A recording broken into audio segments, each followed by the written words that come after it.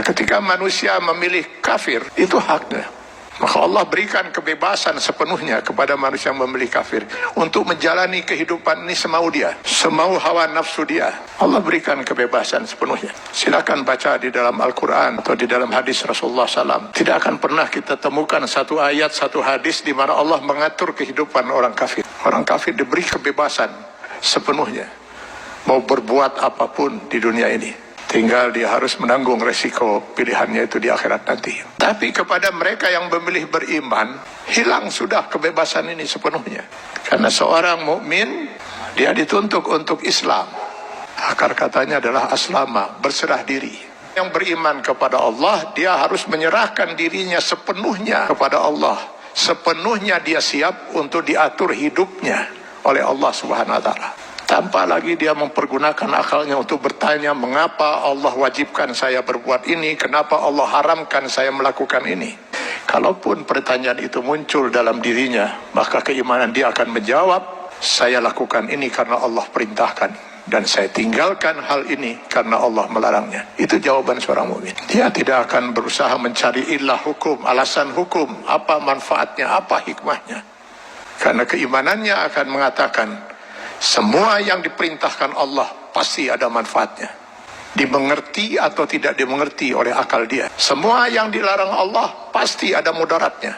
14 abad umat Islam tidak pernah mengerti bahwa dalam daging babi itu terdapat cacing pita. Cacing pita baru ditemukan di akhir abad 18 Masehi. Apakah umat Islam selama 14 abad itu makan daging babi? Tidak. Setiap yang dilarang oleh Allah pasti ditinggalkan oleh seorang mukmin. Maka seorang mukmin harusnya siap untuk mengislamkan dirinya secara penuh, secara utuh, secara kafah. Maka kepada orang yang memilih beriman itu Allah menyeru, ya ayyuhallazina amanu dukhulu fis silmi kafah. Kalau memang kalian memilih beriman, masuklah ke dalam Islam itu secara kafah, secara utuh. Mengislamkan diri kita setiap detik, baik dalam hubungan hablum minallah maupun hablum minan nas. Itulah sebabnya Allah menurunkan 6.666 ayat Al-Quran, yang sebagian dari ayat Al-Quran ini dijelaskan oleh kurang lebih 5.000 hadis Rasulullah SAW. Kenapa harus Allah turunkan ribuan ayat Al-Quran dan ribuan hadis ini? Karena yang mau diatur hidup seorang mukmin itu bukan hanya sekedar sholat, saum, zakat, haji saja. Seluruh kehidupan dia per detik, Pak. Mulai dari masuk WC, keluar WC, sampai mengatur kehidupan bermasyarakat, bernegara. Ini kalau dia mau milih beriman. Kalau tidak mau diatur hidupnya, jangan milih beriman, milih kafir. Pada orang-orang yang berfaham sekularisme, liberalisme, yang ingin memisahkan agama dari kehidupan, saya sering mengatakan, kenapa repot-repot harus menolak sebagian aturan Allah? Pilih kafir, Anda bebas sebebas-bebasnya. Kalau memilih beriman, sudah hilang kebebasan itu. Dan pilihannya hanya satu di antara dua. Memilih kafir atau memilih beriman. Memilih beriman konsekuensinya kita sudah harus Islam.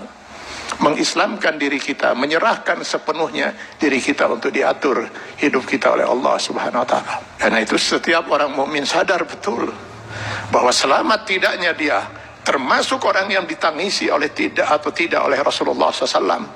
Dia harus bisa mengislamkan dirinya setiap saat. Karena yang nanti akan dimintai pertanggungjawaban di yaumil akhir bukan hanya sebatas sholat, zakat, saum, haji saja, tapi seluruh kehidupan dia per detik. Mudah-mudahan ini bisa menjadi bahan muhasabah bagi kita semua. Kita islamkan diri kita secara kafah dalam batas kemampuan yang mampu kita lakukan. Karena Allah tidak akan menuntut kita di luar kemampuan kita. Semoga kita bukan termasuk orang yang ditangisi oleh Rasulullah SAW.